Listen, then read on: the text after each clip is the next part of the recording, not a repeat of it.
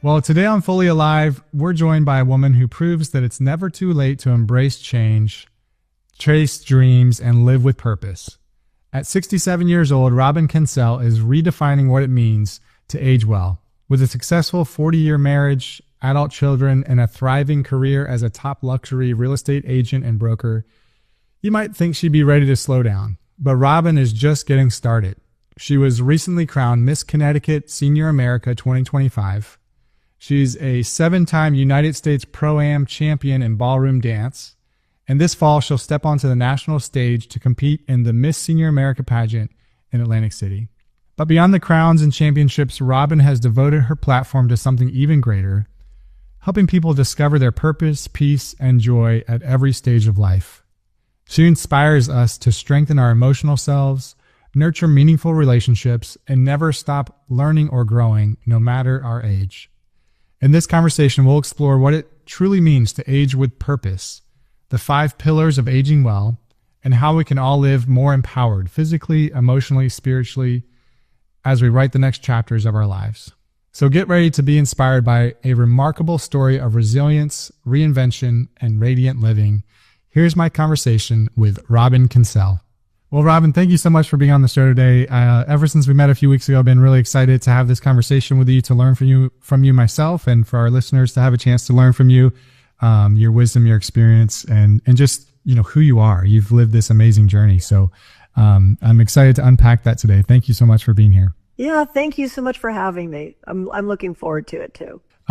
So you've had this, you've had a successful 40-year marriage, you've raised adult children, you've built a thriving career, and now you've kind of stepped into this next chapter of life with dance and Miss Senior America and this amazing new platform on purposeful aging. Can you just kind of share with us, I'm always curious, like, where do people's passions come from, and how did you end up where you are, and what were the things that kind of led you into what you're doing now? Well, one of the things I've always believed, and it probably came from my grandfather who owned a nursing home where my 3 siblings and I worked from a very young age, is to do what you love, but also try to do what you're good at. And I add a third. If you can do something to also be of service to other people, then I think that's the perfect trifecta. But quite honestly, my whole life, I have just done what I've loved, as have my husband. And that's what we tell our kids. Don't worry about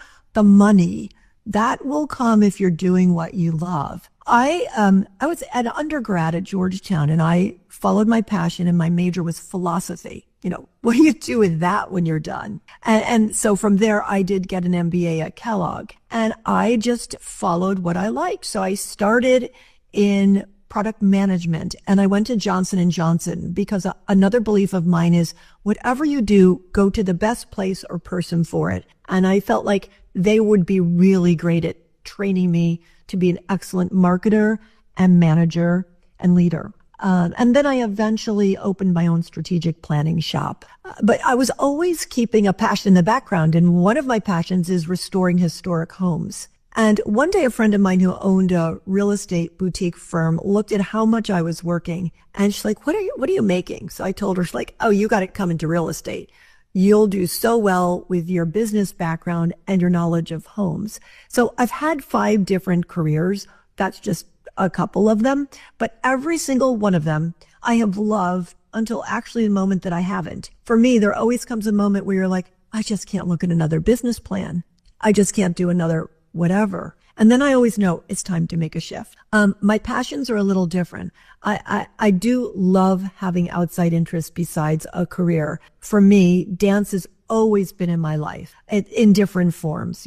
When I was a kid, ballet, tap, and jazz. But honestly, the moment that I hit the first recital at 4 years old, when I was in that yellow, shiny coat with the red flowers on the big stage with the lights and the lipstick, I just thought, I can't get enough of this. And the type of dance changed. At Georgetown, I did modern dance, liturgical dance, disco dance, partner dancing. But ballroom didn't come into my life until I was 45 years old. I was at a 25-year reunion at Georgetown, and people asked if I still danced. I'm like racing around with kids and career. But I thought, why can't I? And someone at the gym mentioned ballroom. So I went to this studio, They saw I knew how to dance. They could tell I liked to perform, and the rest is history. I compete in Pro-Am, and I've been fortunate that I've had a number of national titles. Last year, I was #1 in the country in my division. And all that says is that I am a hard worker. I do not give up. 10 years ago, I had to replace a hip, and then the next year, another hip. And did my dancing change? Yeah, there's certain things I can't do, but guess what? There's so many things you can do in dance that maybe it's not a particular move, but there's so many other moves. And it just fills me. I like to find joy and sharing with others. And I really feel like I can do that in dance. We'll talk more about that journey, but that's kind of just a very broad overview. Wow. Yeah. I love what you just said. It fills me. And so, you've been able to really live out your passions in a significant way. That's a beautiful journey that you've had. And so, you've also just been recently crowned Miss Connecticut Senior America, right? 2025. Yes. Can you share what that experience meant to you and how that, what it represents for others who are watching your journey? Sure. So first of all, listeners, this is not the beauty pageant that you watched when Bob Barker was doing it. This is for women over 60, and you're judged in 4 categories. 30% of your score is your interview with 5 judges for 5 minutes, and they can ask you anything on your application. Then 30% of your score is talent. 20% of your score is your philosophy of life. And this is my favorite part, because try and put your entire philosophy of life into 35 seconds. And if you are a philosophy major and someone who overthinks, you've just used up so much energy trying to get it right. But I do love what I've come up with. And then the last part is the gown walk. And you're not judged on the gown. You're judged on how you present yourself. I did not have in my mind, I want to be a pageant person, really ever, although I was recruited to be in the Miss America system from Maryland when I was in college. But 2 of my clients were doing different, Miss America, Miss USA a couple of years ago, and I was watching them and I thought, oh, another uncomfortable situation that could be helpful with my performance for ballroom. So that is what got me going to the computer and thinking, what can I do? Because I'm at that time 65 years old. And this led me to Miss Senior America. And I just love their mission. Their mission is to encourage and support aging women, but also to take the responsibility of speaking back and sharing your wisdom with a younger audience. So here's a little bit about that journey. I competed in 2024 and I won. 3 weeks before I was to go to nationals, I was in the United States Dance Championships for ballroom. And we were dancing well, but we were not getting judged well. And I said to my partner and my coach, you know what? I'm not going to do the last event. It's just not going my way. It's not till 10:45 p.m. I'm usually in my jammies by 7:30. No. But my husband and he said, we're not quitters, and I'm not a quitter. So I went back out, and the coach said, you're doing great, but they're not seeing you. Do something to help them remember you. So my unconscious choice was to smash my foot into my partner's heel and promptly break my foot. I couldn't even get off the floor. And the adjudicator, the one who sees how it's all going, came over and said, do you want to finish the foxtrot? I don't think so. I'll take a pass. So that led me to pulling out of the pageant and having 14 weeks in a boot. Found the best doctor in New York City that treats New York City Ballet and ABT. After I cleaned up my contact list, cleaned up my files, did anything I could do, not standing, I thought, okay, what am I going to do for me? And then something in the back of my head said, why don't you try acting? And I resourced my way to Leigh Napper, who is a choreographer, dancer, musical theater, and much other. He's been on television for many years and an acting coach. And so now I have this whole new world in improv. And he's also doing musical theater dance with me. I would never have found my way to improv. I would never be in a world that is so different from the world that I live in. It's the juxtaposition of it. It's filled with 30-something-year-olds. We're down in this stage and this place in New York City called The Pit. And I love it. So I take privates with Lane. We go to acting classes. And I think that speaks to just because a door is closed, go find another door. And it also speaks to you're never too old. I'm sometimes the oldest person in the class. Sure, I am. Sometimes when I'm taking a dance lesson in musical theater, I'm the oldest person, but who cares? Who's judging me? Nobody. Well, thanks for sharing that. That's amazing. An amazing journey. Yeah, keep going. Oh, so back to the pageant. They were nice enough to say, all right, fine, we get it. You're not competing, but you can compete for Connecticut in 2025. And when I had won, I'm a business person. So, I'm not afloat on a parade. I wrote a business plan that would combine and support the mission of the organization.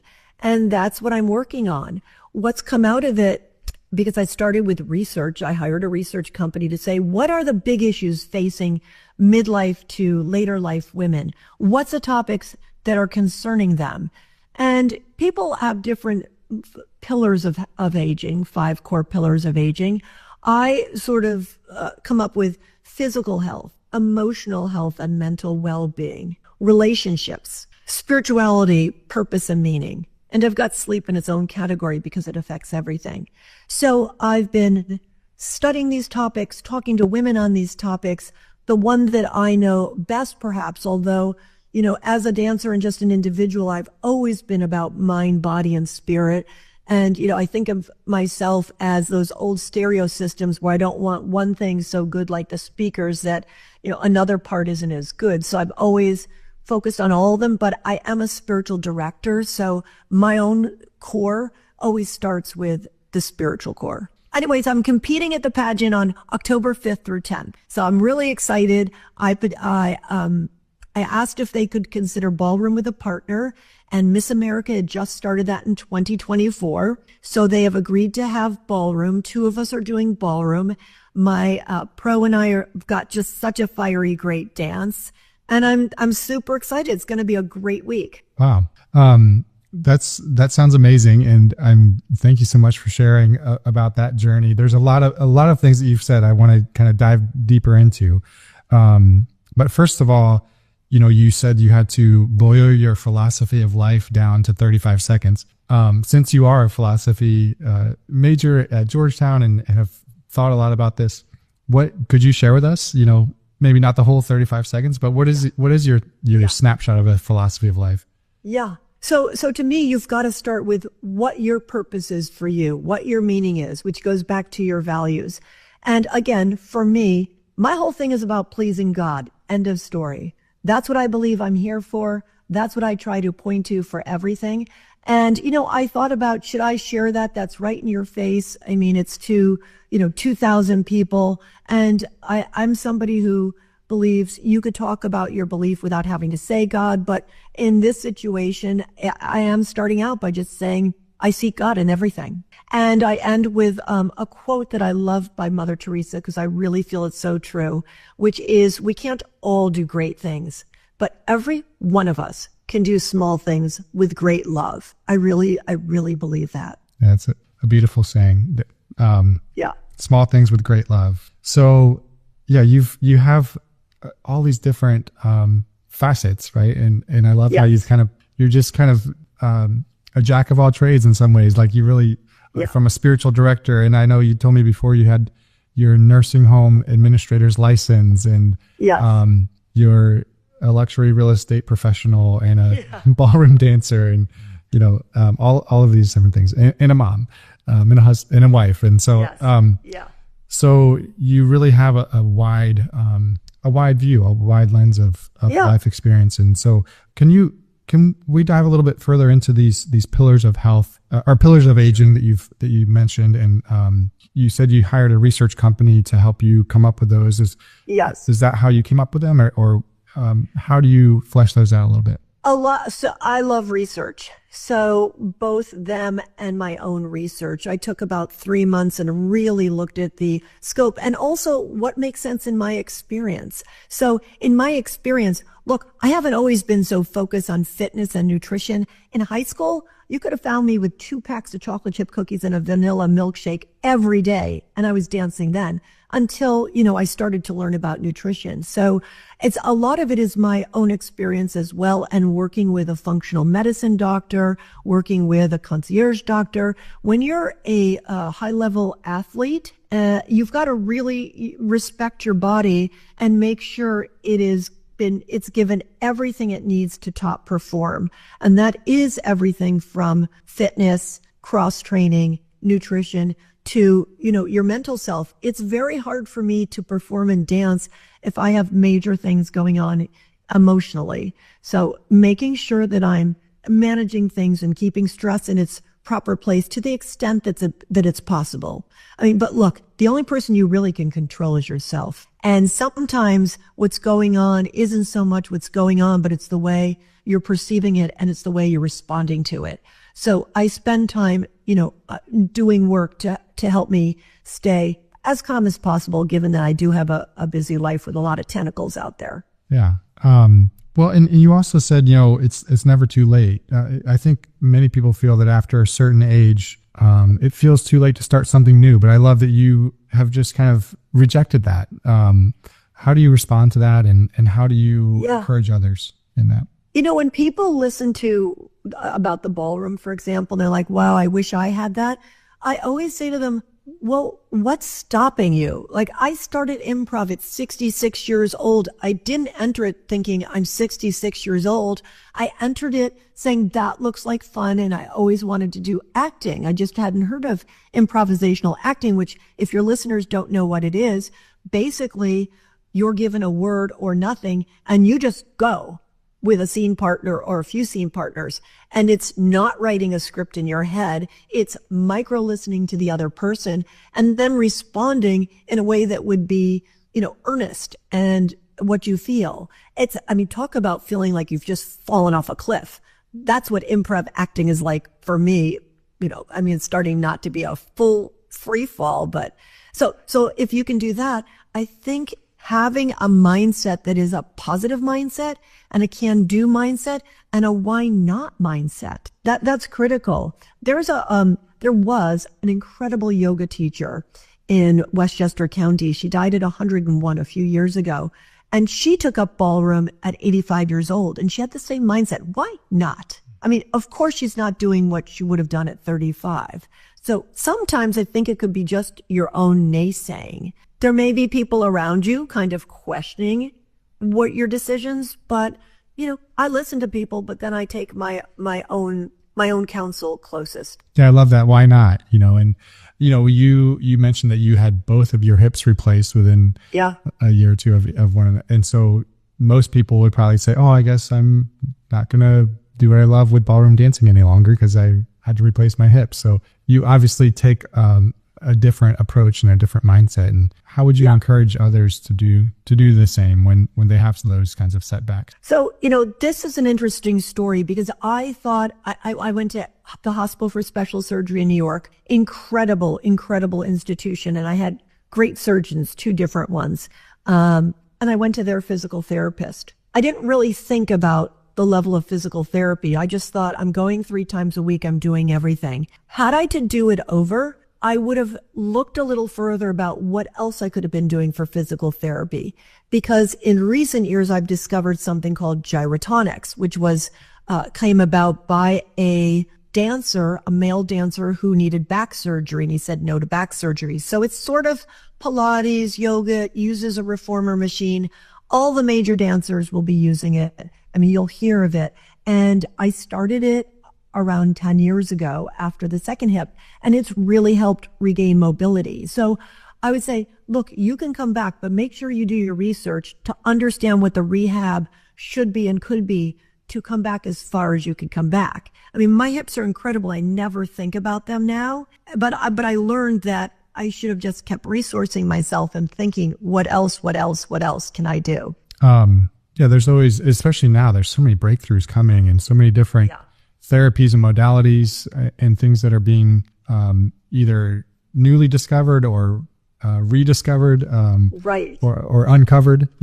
So there's a lot of different things that can be done to really help move things along or keep us mobile and active much longer into our lives. So, okay. Well, so I'd love to just hear about your perspective on aging, because you have a unique perspective growing up, working in a nursing home, being around people who were elders, who are, I like the word, longer lived, Yes. How did that influence your perception of aging and shape the mindset that you have now? Having parents and a grandfather who owned a nursing home was so unique, because right in front of me for 18 years, I could study 73 residents and look at everyone's approach to aging, which was very wide. There were some people who just slipped into it, didn't fight it, and went with the, I can't do it, I'm old. But then there were the ones that I really connected with that just had this vibrancy still. And one of them that sticks in my mind, her name was Hazel Brent.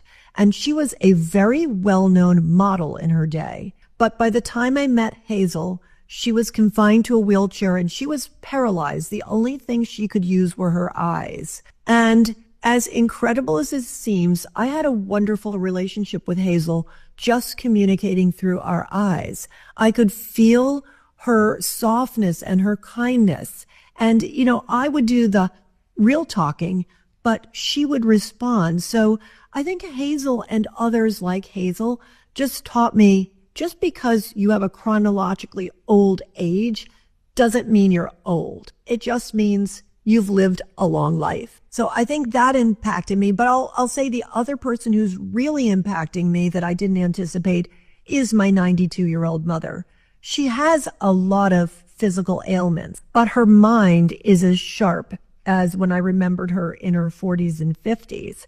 In fact, as you might anticipate, when she was in her 70s, my father had passed, and she started saying, I'm going to get ahead of the curve. Let's go looking at different facilities because I don't want to be a burden to any of you.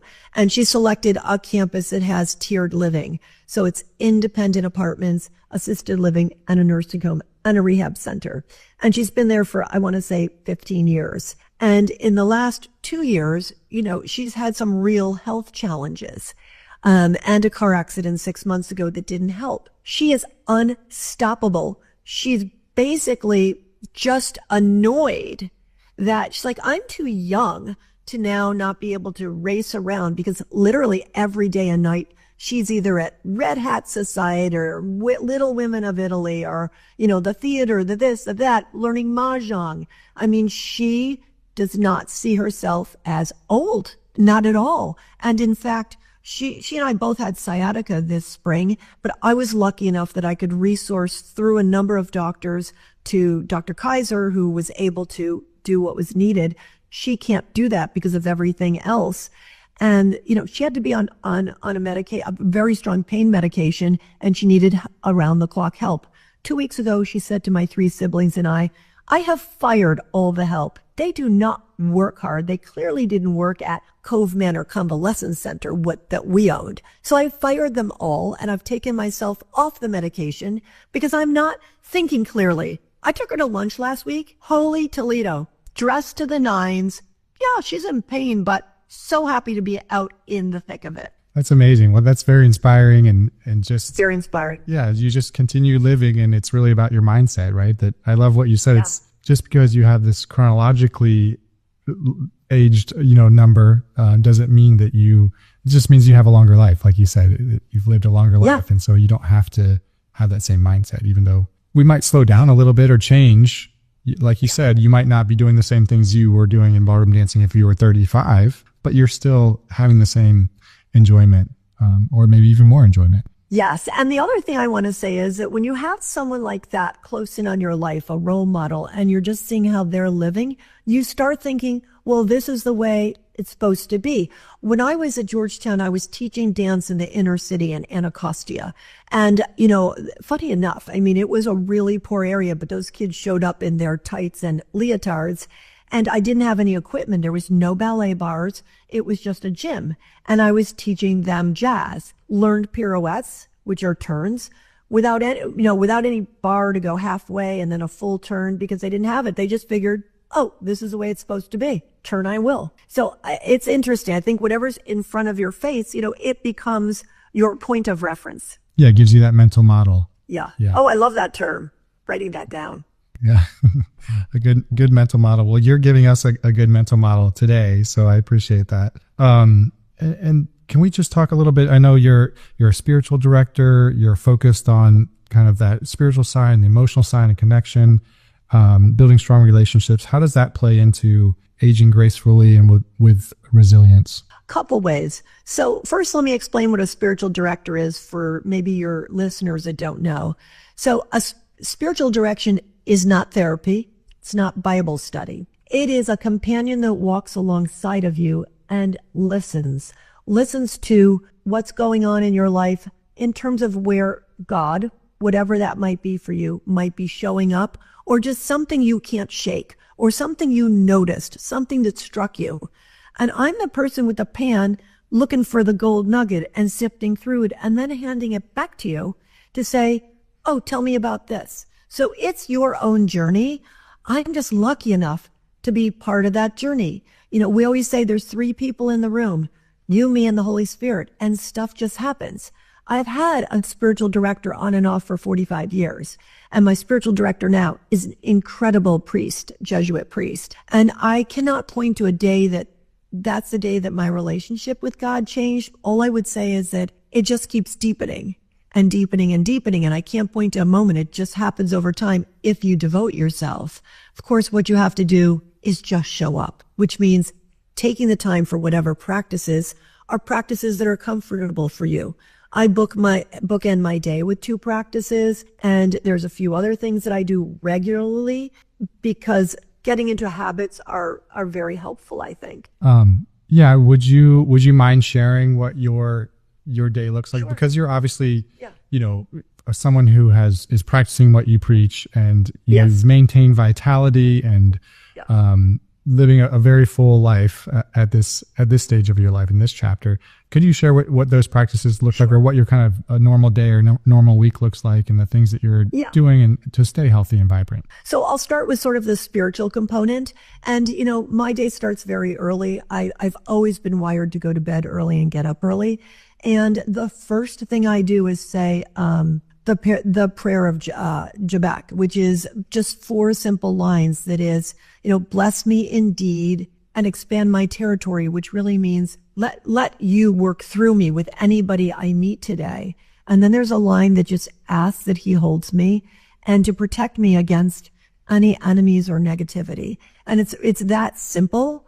And then from there, I'm a multitasker, and look, there's physical things I have to do every day, including putting these warm things over my eyes to keep from getting styes, which I get. So while I'm doing this compress thing, I am just doing what's called centering prayer. Mm-hmm. And centering prayer, it looks like it, is just putting myself, here I am, God, thinking about nothing. If a thought comes to me, just put it on the imaginary boat, send it down the river, and just be.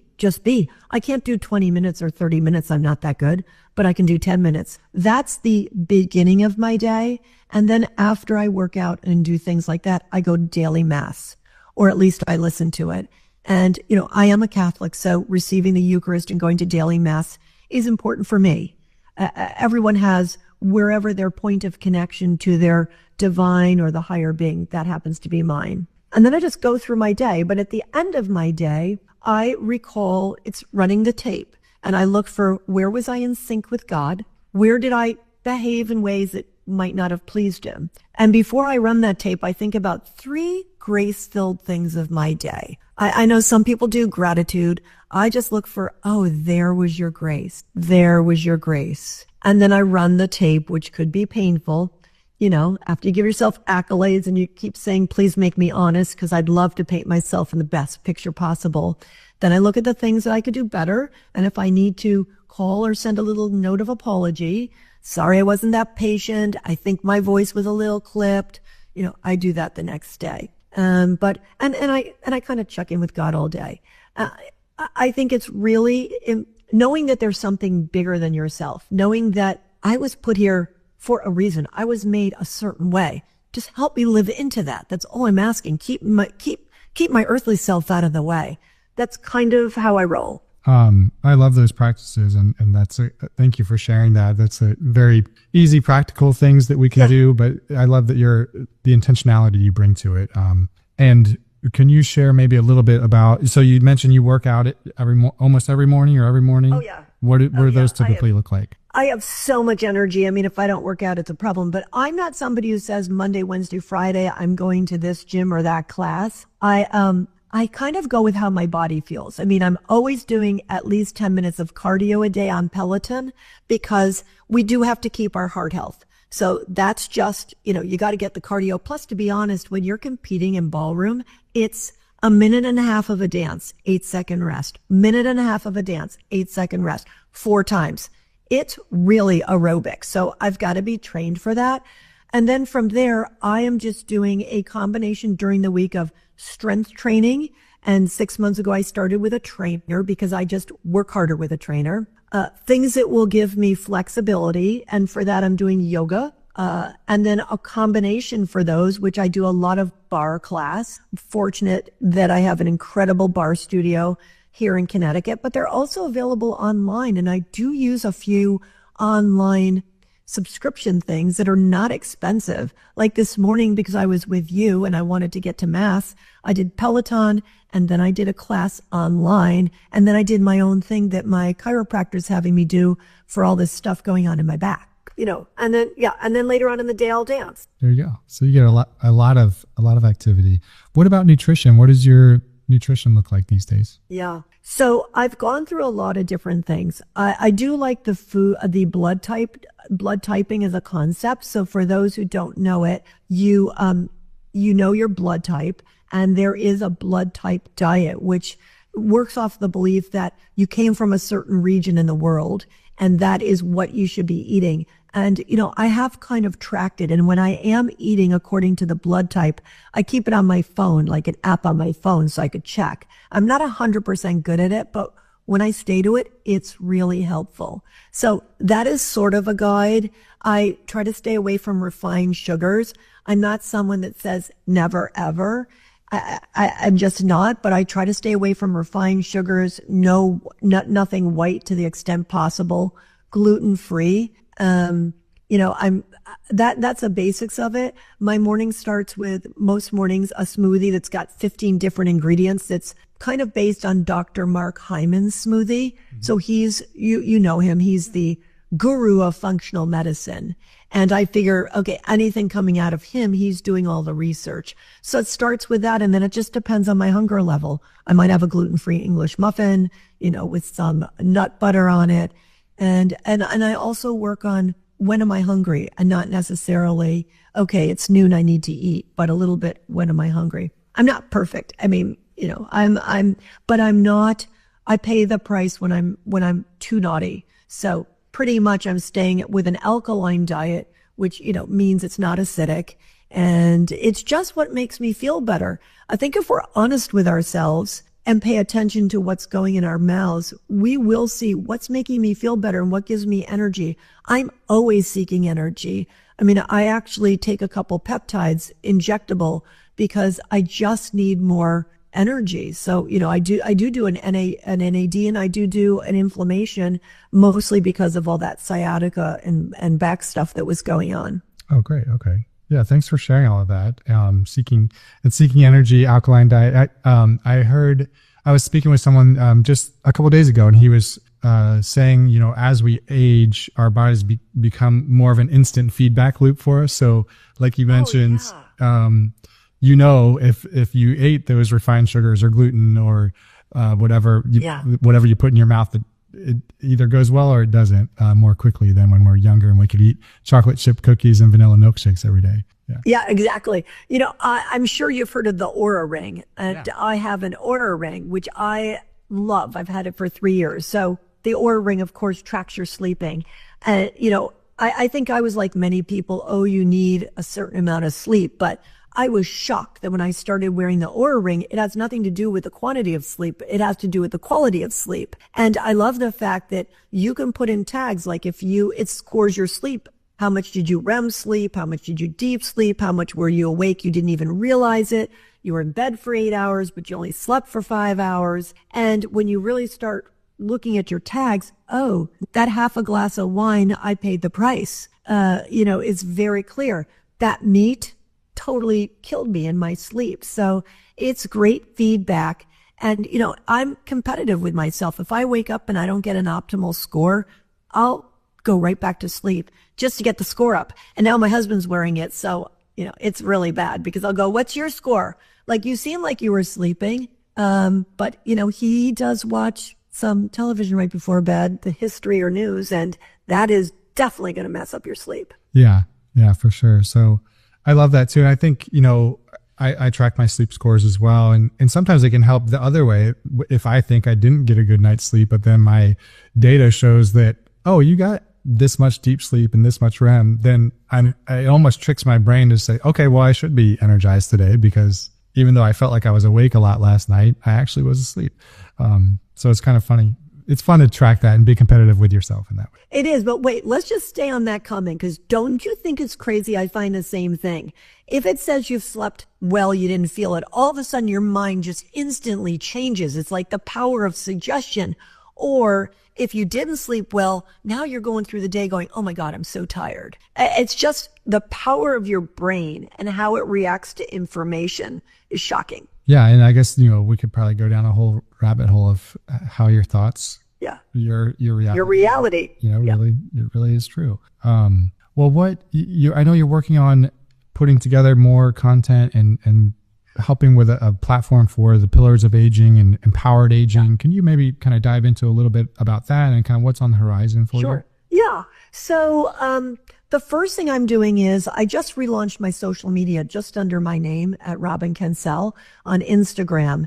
And we're going to be having people on that can be helpful in these different pillars. And I'll be doing just some inspiring figures, either living or dead, and trying to just give information that could be helpful to women in midlife and later life. Again, just supporting the mission of the Miss Senior America, but also because it's just really interesting to me to try to be helpful. I realized that over these years, I have gathered so many great resources and, they're right here. They're people that have helped me and I want to share them. I think they could be very useful to people. Well, that's great. So that'll be just a way for people to get that information for free. There's nothing else involved. Just no. Learn from your all the trial and error and things that you've, like you said, the resources you've gathered together. So that's wonderful. Well, what's obviously you have the Miss Senior America, the pageant coming up here. Big competition. By the time this episode airs, that will have already happened. So what else is kind of on the horizon for you that you're excited about or looking forward to? Yeah, well, back first to the 5 core pillars of health. I am dabbling around with an idea which isn't ready for public consumption, but it's leading me to great conversations with schools and programs in gerontology. So I'm continuing to, invest in market research. So I'm continuing to see what could be helpful to that population. So I think a lot of 2026 is going to be really sussing that out. The other thing that's on the horizon is more ballroom, some change up in real estate. I'm going to be making some shifts. I have a great team. I love mentoring people. But I think as this season of aging and, now I'm 67, I'm just looking for more ways to grow and more ways to learn. And I really do love being around younger people. Yeah, I love that. And obviously you have a very much a growth mindset. And I think that that's such a key, to staying vibrant and to continuing to find ways to have purpose and meaning and, try new things and learn new things like you're doing. Yeah. 2 of the organizations that I'm involved with, which I'll be more involved with, one is called Girls with Impact. It's the leading business leadership program for girls 14 to 24, many of them from disadvantaged backgrounds. And I'm a mentor.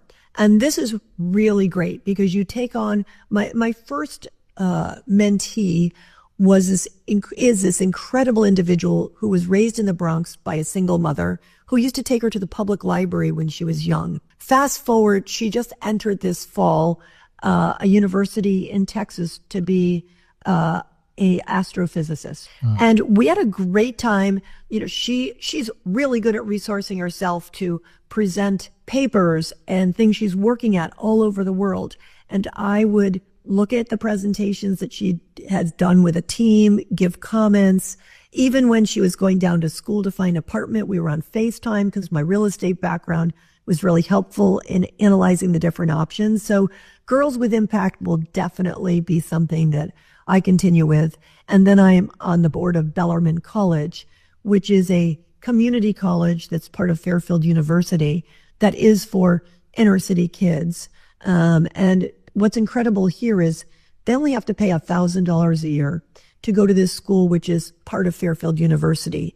And after 2 years, every student that wants to go on to get a 4-year degree, they can go to Fairfield, they can go to Williams College, they could go, there's a number of colleges who have partnered with us. So again, they could be getting an incredible education for only their investment of $1,000, and then the rest is paid for by grants and by private contributions. Wow. Well, it sounds like that's been another theme in your life ever since you were teaching dance to kids in Anacostia to now, helping kids from the inner city and those less fortunate. Oh, yeah. Yeah, that's amazing. Well, thank you so much for the great work you're doing to empower others. And thank you for sharing the resources and the wisdom and knowledge that you've kind of gathered through your own journey here. And this has been a really fun conversation. I really appreciate you and just who you are. Thank you for inspiring us today. Thank you for having me. I really appreciate it. And so people can connect with you on LinkedIn and Instagram. LinkedIn and Instagram. Okay. Yeah. That's easy enough. Well, thank you so much, Robin. Thank you. Have a great day. Well, I hope you were inspired by today's conversation. Robin is someone who truly exemplifies what it means to live fully alive. And so I think she's an inspiration for us that want to be like her. When I hope I can be like Robin when I'm 67, that she's learning new things and trying new things and starting new things, and really has this sort of can-do attitude. I love, she says, even why not? And it sounds like she's following in her mother's footsteps, who's 92 and continues to learn new things and continues to expand who she is as a person. And so I loved, a couple of things that stuck out to me as well about how she starts and ends her day with that intention. And she really has refined her own purpose to say she's here to please God. And then she has practices to really help her do that and intentionally focus on that throughout the day, and asking 3 grace-filled things that happened as she reflects on her day to look for how that happened in her day. So we talked about the 5 core pillars of aging, and you can find Robin on Robin Kencel. It's Kencel on Instagram and LinkedIn, and she'll be sharing all of that information and those pillars, as she mentioned, coming out here on social media. So you can follow along with her journey in the Miss Senior America pageant as well. So thank you so much for tuning in today. Until next time, we'll see you back here on Fully Alive.